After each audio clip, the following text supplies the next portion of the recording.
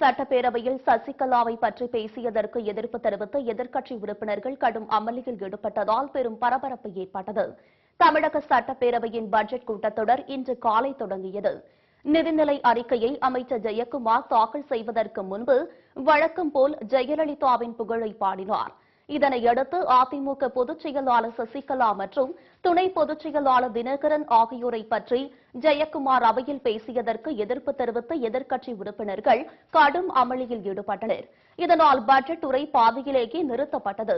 நீதிமன்றத்தால் தண்டிக்கப்பட்டவரின் பெயரை அவையில் குறிப்பிடக்கூடாது என்று வலியுறுத்தி எதிர்க்கட்சி உறுப்பினர்கள் கடும் அமளியில் ஈடுபட்டனர். மரியாதைக்குரிய கழக பொதுச் செயலாளர் சின்னம்மா அவர்களுக்கும் மதிப்புக்குரிய கழக துணை பொதுச் செயலாளர் திரு டிடிவி தினகரன் அவர்களுக்கும் மாண்புமிகு முதலமைச்சர் அவர்களுக்கும் இத்தருணத்தில் என்னுடைய நன்றியை தெரிவித்துக் கொள்கிறேன்.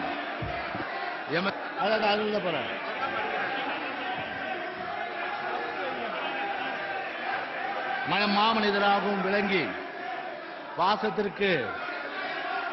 பாசத்திற்கு உறைவிடமாக திகழ்ந்த புரட்சி தலைவி அம்மா அவர்கள். இதற்கு பதில் அளித்த அவை முன்னவர் செங்கோட்டையன் அவரவர் கட்சித் தலைவர்கள் பெயரை உச்சரிப்பது மரபில் இருப்பதுதான் என்று தெரிவித்தார்.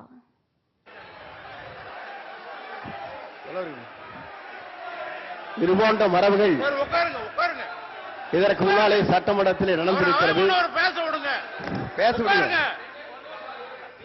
நீங்க எதிர்க்கட்சி தலைவர் பேசுற போது நாங்க அமைதியை கேட்டோம். நாங்க பேசுறதுக்கு ஒரு வாய்ப்பு கொடுங்க. மாண்புமிகு பேரவைத் தலைவர் அவர்களே, இது சட்டமன்ற மரபில் இடம்பெற்றிருக்கிற ஒன்று. ஏனென்று சொன்னால் இது போன்ற மரபுகள் எங்களால் எடுத்து காட்ட முடியும். ஆகவே தங்களுடைய கழகத்தின் தலைவர்களை பொதுச் செயலாளர்களை எந்த நிலையில் இருந்தாலும் அந்தந்த கட்சியை சார்ந்தவர்கள் சட்டமன்றத்திலே பேசுகிற போது அவர்களை வாழ்த்து பேசுவது வழக்கம். ஆகவே இது நடைமுறையில் இருந்திருக்கிறது என்பதை மாண்புமிகு பேரவைத் தலைவர்